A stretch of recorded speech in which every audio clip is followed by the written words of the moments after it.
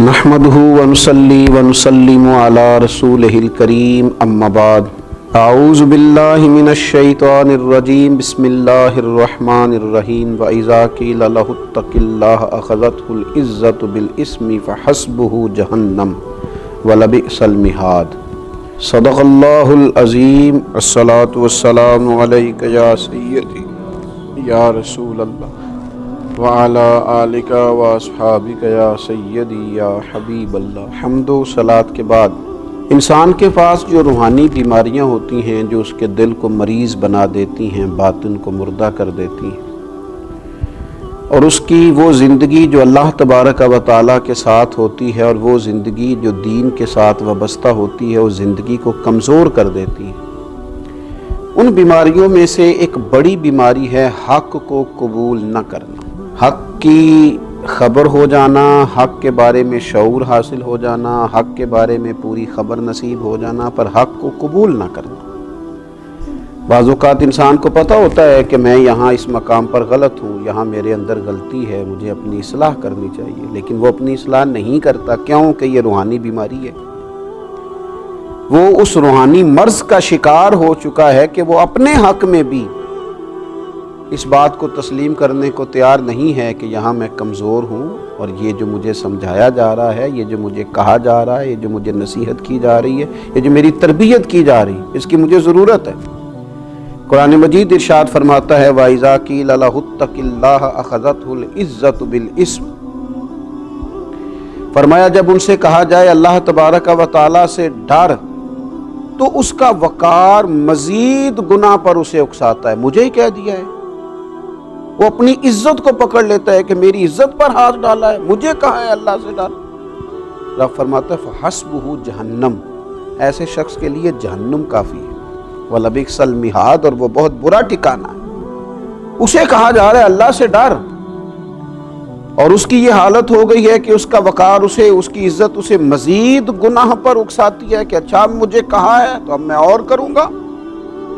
कबूलियत हक़ के मामले में जो इंसानी रवैये हैं, एक रवैया तो उन लोगों का है कि जिनके पास हक़ आता है, उन्हें समझ आ जाती है कि मैं ये बात दुरुस्त है, मुझे इसे कबूल कर लेनी चाहिए, लेकिन वो अपनी नाहक बात को हक़ बनाना शुरू कर देते, हक़ के मुकाबले में खड़ा होना शुरू हो जाते।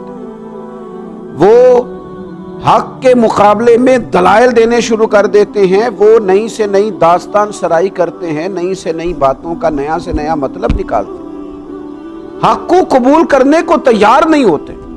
आप देखिए अहले यहूद का ये तरीका रहा। कुरान मजीद कहता है महबूब यारिफूनहु कमा यारिफूना अबनाअहुम। ये तो आपको इस तरह जानते हैं यहूद के उलमा जिस तरह इंसान अपने बेटे को जानता है, लेकिन क्या करते हैं? हक़ को बातिल से मिला देते हैं, बातिल को हक़ से मिला देते हैं, हक़ को छुपा देते हैं। अल्लाह ने कहा वला तलबिसुल हक़्क़ बिल बातिली व तक़्तुमुल हक़्क़ व अंतुम तअलमून। हक़ को बातिल से न मिलाओ और हक़ को न छुपाओ। और अहले यहूद, यहूद के उलमा, तुम जानते हो मेरे रसूल सल्लल्लाहु तआला अलैहि वसल्लम हक़ लेके तशरीफ लाए, लेकिन लोग हक़ की पूरी मारिफत होने के बावजूद उन्होंने हक़ को झुटलाया माअज़ल्लाह। और एक दूसरा तबका होता है जो हक़ को मान तो जाता है कि ये हक़ है, उन्हें समझ आ जाती है, लेकिन वो कहते हैं अभी टाइम नहीं है, अभी हालात नहीं हैं, अभी मैं कैसे साथ चलूँगा, और अगर चलूँगा तो फिर क्या बनेगा।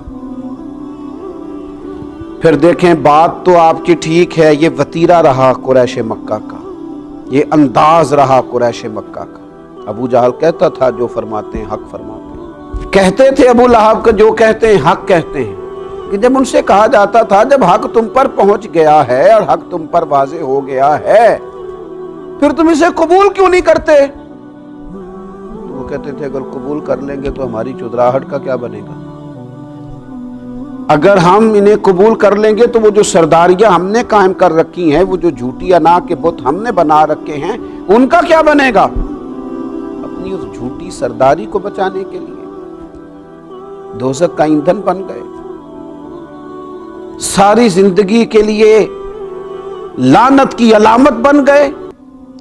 تاریخ میں مثال بن گئے ان لوگوں کی کہ جن کے پاس حق پوری طرح آیا، اور مقدر سکندر کا دیکھو پیاسے چلے جا رہے ہیں کنارے کنارے، رحمت کا دریا بہہ رہا تھا، تشنا رہ گئے، پیاسے رہ گئے۔ اور ایک ان لوگوں کا بھی طریقہ ہے کہ حق ان کے پاس آیا ہے، اور جب آیا ہے تو پھر انہوں نے اپنی سرداریاں، اپنی دولتیں، اپنی قبیلے، اپنی برادریاں کچھ نہیں دیکھا، بلکہ میرے نبی پاک علیہ السلام نے فرمایا میں نے جس کے سامنے دین پیش کیا اس نے دلیل مانگی، یہ میرے ابو بکر صدیق ہیں۔ میں نے ان کے سامنے دین پیش کیا ہے، دلیل ہی نہیں مانگی، فوراً ہی کلمہ پڑھ کے مسلمان ہو گئے۔ جیسے ہی ضمیر کی آنکھیں کھل گئیں کہ حضور سچ فرماتے، فوراً قبول کیا۔ حضرت عثمان غنی رضی اللہ تعالیٰ عنہ اس قبیلے سے تعلق رکھتے ہیں جو قبیلہ اس زمانے میں اپنی الگ وفاداری رکھتا ہے، اپنے معاملات رکھتا ہے۔ حضرت عثمان غنی مالدار ہیں، اللہ تعالیٰ نے نوازا ہے، لیکن سیدنا عثمان غنی رضی اللہ تعالیٰ عنہ کے مزاج کی حق پرستی، انہوں نے نہ اپنے قبیلے سے مشورہ کیا، نہ انہوں نے اپنی سرداری دیکھی، نہ دولت، نہ کچھ، جو ان کے پاس تھا اس سب کو چھوڑا اور سیدھا دروازہ رسول پہ آ کے غلامی رسول کو اختیار کیا، حق کو فوراً قبول کیا۔ یہ اہل حق کا وتیرہ ہے کہ جب ان تک حق آئے پھر کوئی خول بھی ان کے پاس ہو وہ اسے کھول دیتے ہیں، نہ برادری کا بت سامنے آتا ہے، نہ دولت کا بت سامنے آتا ہے، نہ علم کا بت سامنے آتا ہے۔ انہوں نے فوراً ساری چیزوں کو چھوڑا اور کلمہ پڑھا اور مسلمان ہو گئے۔ پھر اللہ نے انہیں اعزاز بھی دیا۔ پھر میرے محبوب پاک نے اپنی 2 شہزادیوں کا نکاح یکے بعد دیگرے ان کے ساتھ کیا۔ پھر نور کی سرکار سے پایا دوشالہ نور کا، ہو مبارک تم کو ذوالنورین جوڑا نور کا۔ دیکھیے نا، حضرت عبداللہ ابن سلام رضی اللہ تعالیٰ عنہ یہودیوں کے بڑے عالم ہیں، شاگرد رکھتے ہیں، حلقہ احباب رکھتے ہیں، لیکن جب وہ نبی پاک صلی اللہ تعالیٰ علیہ وسلم کی زیارت کے لیے آتے ہیں، چہرہ نور دیکھتے ہیں، چند کلمات سنتے ہیں، حق ان پر واضح ہو جاتا ہے، تو پھر انہوں نے سارا کچھ چھوڑا ہے اور رسول پاک کا کلمہ پڑھا ہے۔ اپنی زندگی جھوٹی تسلیوں میں نہ گزاریں، حق کو قبول نہ کرنا یہ روحانی مرض ہے۔ حق پرست بنیں، گروہ پرست نہ بنیں۔ اپنی زندگی کے اندر حق جب مل جائے، جب سمجھ آ جائے کہ فلاں چیز ٹھیک ہے، پھر اسے قبول کریں۔ اگر ہم غلطی پہ ہوں، ہمارے اندر کوئی کمزوری بھی ہو، کوئی کوتاہی بھی ہو، تو پھر بھی قبول حق کا رویہ اور قبول حق کا مزاج پیدا کریں۔ حضرت عمر فاروق رضی اللہ تعالیٰ عنہ ایک مسئلہ بیان کرتے ہیں، ایک خاتون اٹھ جاتی ہے، وہ کہتی ہے جناب عمر سے کہ آپ نے یہ مسئلہ اس طرح بیان کیا ہے اور قرآن پاک نے تو ہمیں اس طرح کر کے اس کی اجازت دی ہے۔ تو دیکھیے نا حضرت فاروق کا حوصلہ، دیکھیے نا حق قبول کرنے کا حوصلہ، وہ سیدنا فاروق اعظم جن کی زبان پر اللہ نے حق جاری کیا ہے۔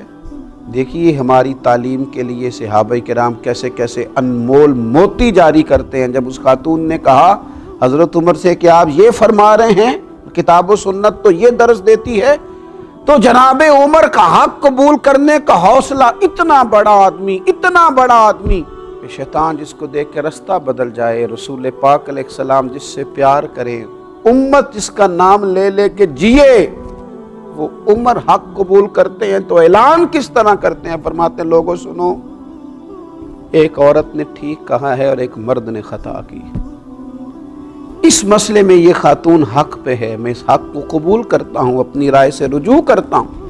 اللہ کرے یہ نصیب ہو جائے، اللہ کرے اس کی توفیق حاصل ہو جائے، اللہ کرے یہ چلن ہمارے درمیان عام ہو جائے۔ تو جب حق ملے اسے قبول نہ کرنا یہ روحانی مرض ہے، اور حق ملے تو اسے قبول کر لینا یہ خدا کا فضل ہے، یہ اس کی رحمت ہے۔ اللہ قبولیت حق کا جذبہ نصیب فرمائے۔ وما علینا الا البلاغ۔